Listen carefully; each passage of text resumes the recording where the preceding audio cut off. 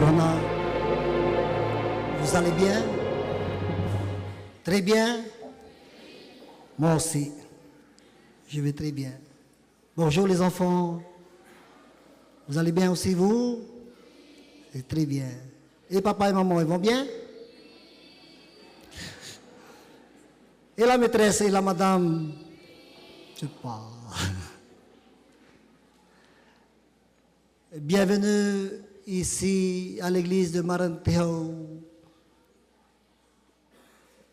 Tous les personnels de l'éducation chrétienne. Vous avez une mission belle et très difficile. Les parents de la Polynésie française vous font confiance. Ils remettent entre vos mains leurs enfants. Et parfois, vous devenez plus parents que les parents biologiques. C'est facile de faire un enfant, clic-clac, Kodak. Mais pour devenir adulte, c'est toute une vie, n'est-ce pas? C'est toute l'énergie dont ils ont besoin. Tout l'amour qui habite votre cœur. Et à travers les parents, c'est Jésus qui vous confie ses enfants. Parce que vous êtes le corps enseignant de l'Église catholique. Et l'Église catholique appartient à Jésus. Et l'éducation chrétienne appartient à l'Église. Et l'Église appartient à Jésus. Vous êtes une branche de l'Église catholique mère de Rome universelle. Et Rome a confiance en vous. Le Saint-Père a confiance en vous. Jésus a confiance en vous. Et moi, j'ai confiance en vous. Parfois, les enfants qui sont entre vos mains sont des enfants abîmés, malades, blessés. Pas tous, certains. Terribles. Qu'est-ce que vous voulez? C'est la vie. Mais il faut rester sur la doctrine chrétienne. L'Église est avec vous. L'Église est le pilier. L'Église est la colonne de votre éducation. Mais que votre travail soit aussi pour vous une source de joie. Bien sûr, la joie est toujours accompagnée, moi je dis la joie chrétienne, pas la croix. On ne peut pas avoir la joie sans la croix. Et au bout de la croix, il y a la joie. Si tu veux me suivre, si tu veux être heureux, si tu veux être mon disciple, porte ta croix. Votre mission en tant que travailleur ou travailleuse dans l'éducation, vous êtes aussi appelés à devenir disciples de Jésus. Non seulement les apôtres, le pape, les évêques, les cardinaux, les prêtres et les diacres, mais tout le corps enseignant est appelé à devenir disciple de Jésus par votre baptême. Ce n'est pas simplement le savoir que vous devez transmettre, mais aussi la foi. La parole de Dieu.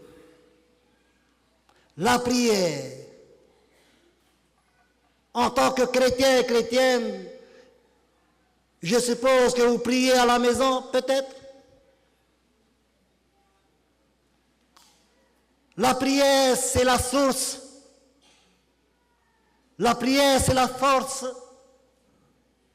La prière, c'est la grâce. La prière, c'est une rencontre avec le Créateur. Il répond.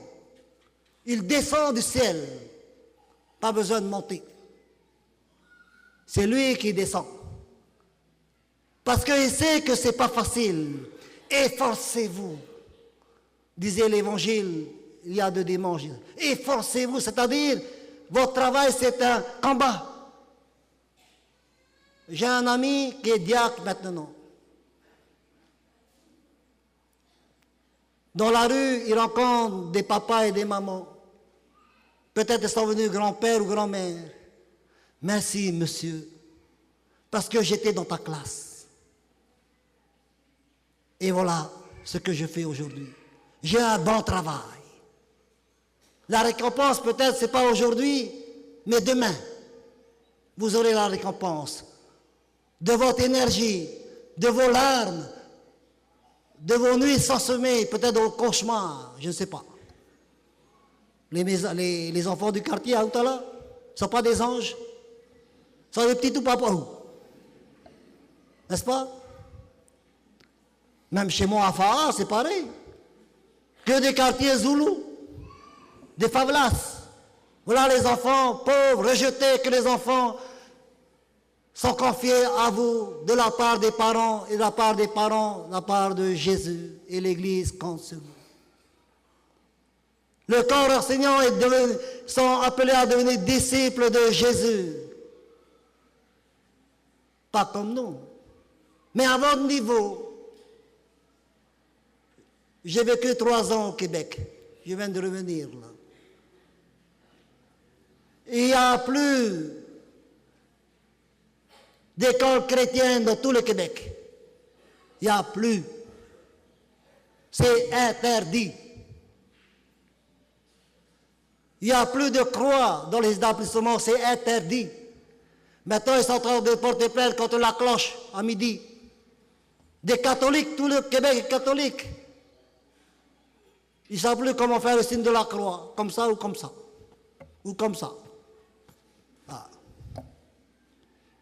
Ils viennent chercher la communion pour les malades dans du Kleenex. Tout est tombé.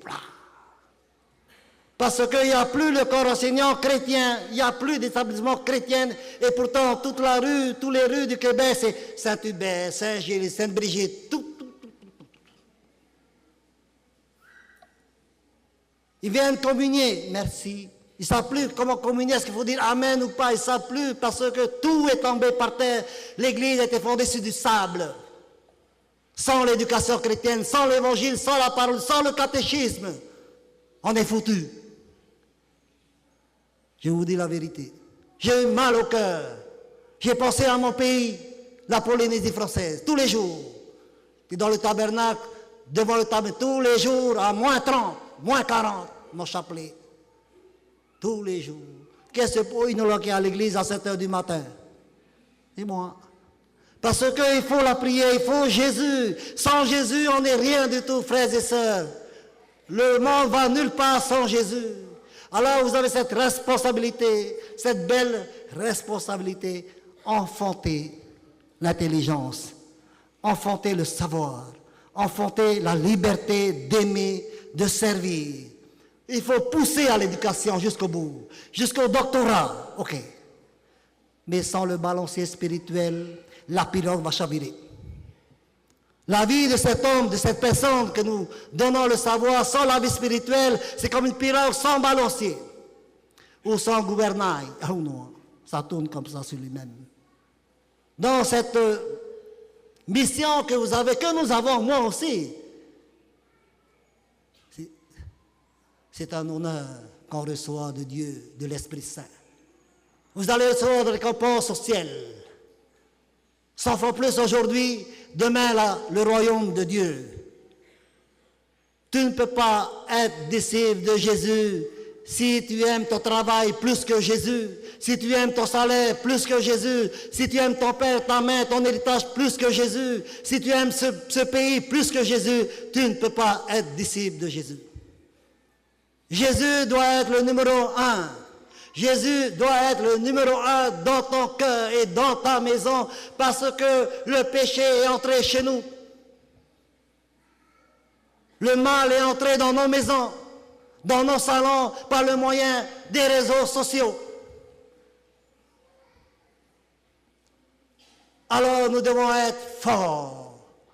Vous devez vous approcher de plus en plus de l'Église mère. Vous vous éloignez de l'Église mère, nous aurons des problèmes et nous serons en danger. L'Église mère, c'est une colonne qui monte dans le ciel, parce que l'Église est descendue du ciel le jour de la Pentecôte. C'est une colonne qui relie le ciel et la terre, frères et sœurs. Et vous avez besoin de l'Église, et l'Église a besoin de vous, et elle compte sur vous. Vous pouvez compter sur l'Église. Je ne dis pas qu'il n'y a pas de pépère entre vous, ça c'est pas mon problème. Chez nous aussi on a des pépères, hein? C'est pas grave, ça fait partie. C'est pas grave. Ce qui est important c'est Jésus. Les apôtres sont des guerriers. Les apôtres sont des combattants.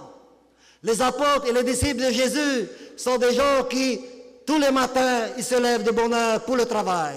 Confiez vos enfants à Jésus. Confiez vos familles à Jésus. Confiez vos stress à Jésus. S'il y a une chapelle chez vous, allez à la chapelle. Le maître vous attend parce que vous aussi vous êtes des maîtres. Vous enseignez. Jésus est le maître des maîtres. Allez à ses pieds. Il vous comprend. Il vous donnera tout ce qu'il faudra pour faciliter la transmission du savoir. Vous devez accoucher l'esprit du savoir dans les enfants. Nous sommes des accoucheurs d'esprit, comme Aristote et Platon. Sinon, les enfants resteront dans la caverne, dans le noir, sans comprendre qu'est-ce qu'il y a à l'autre côté.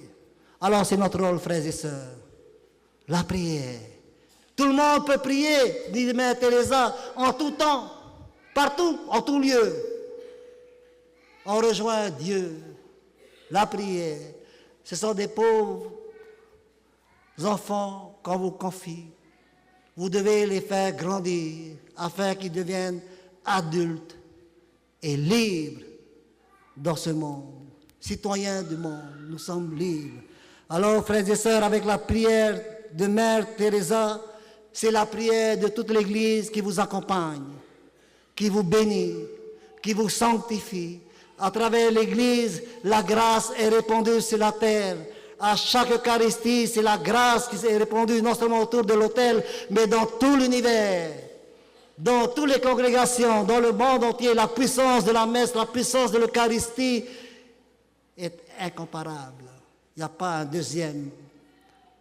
C'est le premier des premiers. L'Eucharistie nourrit de la prière et nourrit notre prière. Frères et sœurs, que Dieu vous bénisse dans vos actions, dans votre travail. Demandez à l'Esprit Saint de construire entre vous un monde nouveau et un monde meilleur. Au nom du Père et du Fils et du Saint-Esprit.